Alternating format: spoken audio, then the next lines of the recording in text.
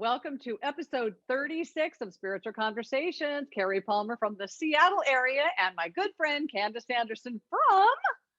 Southwest Florida. Welcome, everyone. Good to have you back. So, what we wanted to talk about today, this is something that I've been scrolling through. I'm on a lot of different spiritual Facebook pages, and it's really been coming out a lot lately. I've seen a lot of people just asking like the basic question, like, how do I start a spiritual journey? And I was like, I think we could touch on this because we both started on one in completely different ways. It seems as if we're always searching for something to make us happy throughout my entire life. It's like you think it's that next thing. If I get that job, if I get that car, if I get that house in that neighborhood, all these things we just think that is the thing that's going to make me happy. And then we achieve it, we get there, and it's like, wherever you go, there you are, still where you were. Right. When you start realizing that it's nothing about anything out there, it's about in here, you start to turn things around a little bit. And it's so critical. This is a journey that you must take alone. You may be in relationships, you may be with other people. And this is one of the questions people ask, like, should I share this with all my friends? No, no, no. Shh. This is a very personal journey. It's an internal journey. It's something that you have to start from within and start listening to inner guidance. And like with me, the first thing, somebody miraculously ended up handing me a book, and it was about spirituality. And that book opened my life and changed my life. Had I not had, I mean, I would have eventually found something, but that was the door that opened for me. But the biggest advice I can give to anybody starting their journey is do it personally, do it. Don't ask for guidance from friends and family members. It's very personal. You have to do it yourself, but you need to put away your phone, turn off your television, and quiet your mind. Call it meditation, just call it silence. I walk a lot in silence because I'm kind of energetic, but I'm a mover and a shaker. And I just go to the woods, I go to the ocean, and I'm silent. And it's amazing what you can start hearing, but it's not from out there anywhere. It's from here. And I know Candice had a completely different journey. So Candice, share some of your words. Okay. It's funny. When you pose the question, should you share it with other people? And you're saying no. And then look at what I did. I wrote 2 books sharing my experience. But mine was down the road. But mine was very different. The way I look at it is a spiritual journey. You're really not searching as much as allowing, because you're absolutely right. That journey begins from within. So it's not without that you're searching, you end up opening up. And then as you open to silence and open to stillness, then the universe or spirit or energy has a way of coming in to you. My journey began in August of 2013 while I'm driving to work one day, early in the morning on autopilot, and all of a sudden these messages start coming in. So mine was very different. I was not really gently led on a path of spirit. It was like, this, like I didn't have a choice. I was. It's like, welcome to your new life, Candice. Yeah, exactly. But it was great. When it first happened, being a psychologist, I doubted. It's like, okay, what's wrong with me? Why is this happening? I'm hearing things, and I knew I wasn't psychotic, and I wasn't really hearing things. It wasn't like an auditory hallucination, but these messages came in, and they were so explicit and so specific. But as a psychologist, just objectively observing them allowed them to keep coming to me. So what I was doing without really realizing it was just not judging. So by not judging, I kept the doors open. And with those open doors, more messages started coming in. And then before long, I started realizing, the wisdom that I was receiving from the messengers. But my spiritual journey just started like boom, all of a sudden. And Carrie, we've had this conversation many times. The messengers had been there like knocking on the door for years. I mean, they were banging, but you were not listening. I was like, no, this can't be. I'm a psychologist. This is not happening. Right. I apparently wasn't ready, but they did come to me in the dream state. to the point where I have this dream journal that's like 250,000 words long. And Mhm. that's where they share the messages with me. But I wasn't ready to step into that frequency until 2013. Yeah. And, somehow I just reached that tipping point, and then all of a sudden it's like, wow, I'm on this different path of life, and it's just wonderful. But Yeah. going back to you and your Facebook pages, when people are asking, how do I start my journey, my spiritual journey? Life is a journey. It is a spiritual journey also. Yeah. Now, that doesn't mean that you'll automatically open up to the world of spirit, the world of energy, but you're still on this path because you are more than your physical body. We are this expansiveness of consciousness, this field of consciousness that surrounds us. We can either allow it to come in and be mindful of it and realize it, allow it and appreciate it, or we can continue our spiritual journey thinking that we are our physical bodies, and you can just go on from there. But if someone's asking the question, how do I get on that spiritual journey? It sounds like they're ready to open up and allow. They're there, And that's exactly, by being on those pages. And that brings you to a community. And I think that's why me finding Candace was breadcrumb trail that, I mean, just the way I've met everybody on my spiritual journey. At one point, I was in a very small group of seekers who were just curious. And it was like, that was my gold mine. It was like people I could talk to, because you can't talk to just anybody about this stuff. You will find that, and I think I saw numbers somewhere recently, that 90% of the human population, they're just walking along, just following along. zombies. You look down your street and they're watching the news and they're mad as hell. And it's just, they're living this human life. And it's like we all have this secret that we know something they don't know. And as you're going down this path, this is where, and one somebody posted, like, I feel so lonely on my spiritual journey. That's why you go to these pages, you connect with other people. You can find local people. Look through meetups. Just there's meetups of people just gathering. Find Right. some people to just have conversation with that are safe, that are seekers. And one thing I definitely want to say is, as you're on your journey, don't go down one hole and park yourself there. Don't read just one teacher. Expand yourself. Look at Right. every different aspect, which is when I look back at my reading list, which is what brought me from law of attraction to Akashic records to light we don't die to a soul plan. It's like all this, my encyclopedia collection that I read to get me to where I am. It's like all that information is just overwhelming. And most people in your life, just who are just humaning, they're not going to get it. They're not going to get it. And I know firsthand they're not going to get it. So you just have to find your village.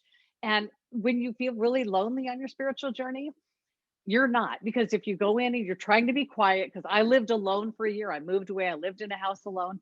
It's actually bliss, but it's your ego. It's like your head, this thing that makes us want to be human and forget this spiritual stuff we're thinking about. It wants us to go back and play the game and buy the car and make more money. It's like our ego gets in the way and it wants to sabotage our journey. Don't let it. Just always know you are not your physical body. There's so much more to who you are, and just trust that. But it's reaching out to people like us, reading books, Yeah. getting book recommendations, but keep it open. Don't go down one path and think this is it. All paths lead to the same place, but just keep moving down that path. Right. And that's how you find your tribe too. And another thing about choosing, what books to read or what things to look at. I've been, I have another YouTube channel, well, two more YouTube channels, but one with Donna Rebido called The Reluctant Messenger Unleashed. And it's a virtual book club of both books. We're only on this book, only on chapter 4.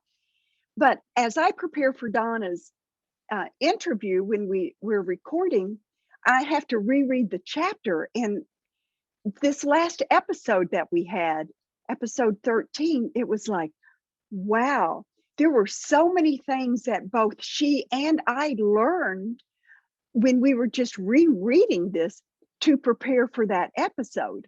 So the same thing with you. You find a book that you like and it appeals to you. Don't stick to just that one. Get more. But then go back later and reread it. And you'll find that as you grow, your perceptions change, your perspectives change. You'll read something differently the second time around or the third time around, and it's going to offer you more than what it did the first time. Because as you grow spiritually, you are just like this diamond in the rough to begin with, and you start shining brighter and brighter and brighter. And as you shine brighter and your energy field increases, it actually allows you to receive information that you weren't ready to receive the first time. So, shine on, dear one. Let it Absolutely. glow. When you talked about books, that is such a fact, because there's so many books in my journey that I read, I listened, and then I got the next book, the next book, the next book. And so in my time of expansion, when you're here and I go back and go back to that book I read early on, first of all, it's like mind boggling because you realized how far you've grown from when you read that Yes. book, but you do pick up so much more because you know so much more. It's like if you read like A Course in Miracles and having no clue, it'd be like, overwhelming. But just, I mean, any of these books, they just touch on things, but you do expand with each book you read. But Right. just keep reading and keep expanding your circles. And I think we talked about this before, there's a word associated with when you find your spiritual journey, that it's kind of like the secret word that we all know. So I was having a conversation with a mortal last night, and this mortal was like, I read this article and it's about those of you who believe and, versus non-believers. And I said, aha, there's a difference. Because those of us who know about this spiritual journey, who are on this path, who finally have peeled back the layers and know who we are and why we're here, it's not a belief. You start using the word knowing. When you Yes. use that word knowing, things are known because it's like you remember everything that you were prior. I mean, just it's just a word when you hear people being interviewed and they say it's a knowing. That's your tribe because they're the ones they know. That We know who we are. that We know why we're here. that is that is so true. And even in one of the last episodes with Donna, she talked about knowing, and that the word know means to experience. So once you have experienced this, it's no longer a belief. You know it to be true. And you're Yeah. right, Carrie, that is what separates us from those that aren't ready to know yet. Yes. Yep. Absolutely. And one other thing, because I think this is important too, is Candace's journey has brought her to where she has messengers come to her and she gets visions, and the vision helps tie the message together. I don't get anything. See, and this is when I did a podcast about Candace and her second book. And it helped me think about that. It's like everybody wants that experience. We all would love to have the out of body experience. No, we don't all want a near death experience because it could be Right. a death experience. And if we're not ready, but some people do some meditations that I'm in my group, and their meditations, it's like they're in the center of the planet. They're out in the galaxies. They go down to the core of the earth. And I'm like, oh, how what she's having. But it's not one size fits all. Don't think if I don't have this thing that Candace has, if I don't have the messengers come to me, I'm not spiritual. It's not one size fits all. For everybody, it's totally different. For me, it's just I know because I know. And I mean, I don't have the bells and whistles. I don't have all the fun stuff happening that I'd love, but just trust yourself. When you know it's a spiritual path, and you're walking down it, just keep expanding, keep growing. You may never have the out of body experience. Well, you will one day, but just trust, trust that this is a journey that you're meant to be on. And you may not experience it the way somebody else does, but it's your journey. And you may have set Right. it up to be just quietly and just you going through it this way. Just, it's not one size fits all. It's your journey. Personalize it for you. Just don't have an expectation of something that you want to happen and you be let down if it doesn't, because then that changes your journey. So it's what you have, it's what you experience, and just love it and embrace it and allow it to just be. Right. And that's so important. Once you know that you're on your spiritual path, just embrace whatever it is. Now, Carrie, you've heard me talk about the silent guru before.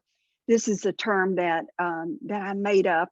You know, I mean, I'll look it up. Probably other people know about it too. But there are so many silent gurus around, and these are the people that can't tick off, well, I wrote a book, I had a TV show, I've done this, I've done this, I've done this, spiritually. But these are the people that have an inner beauty that shines. And as they shine and go throughout their day of their normal everyday life, they have this light that surrounds them because it comes from their heart. Other people around them in their orbit are being drawn to them. Yes. And it's because of the beauty and the power that they have as just being beautiful, spiritually minded people. And that is absolutely so powerful. So Yes. let's not discount that. Yes. You don't have to have had this list. Just be yourself, shine from within, raise your vibrations to higher frequencies, and you'll see the difference. A lot of information on this. So if you need any book recommendations or anything, you can reach out, make comments down below. Candice and I are happy to recommend books or whatever you might need for your journey, depending on what your path is and where you are. But we'd be happy to help. Just let us know, because Right. we've both And been there, done that. yes, we have. And if you have any questions, put them in the comments below. Until next time, we hope everyone has a great day. We would love for you to subscribe if you haven't already, and share our episodes. You can find both of us on social media. Thank you for listening. Once again, have a great day. Share, like, subscribe. Subscribe. Bye. Thank you. Bye. Bye. Bye.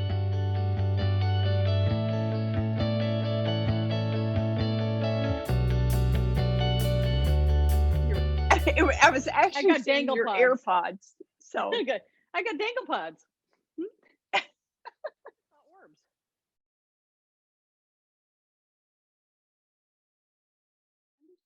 so will your Interpretation of the books. Yes. as you grow As you what? as you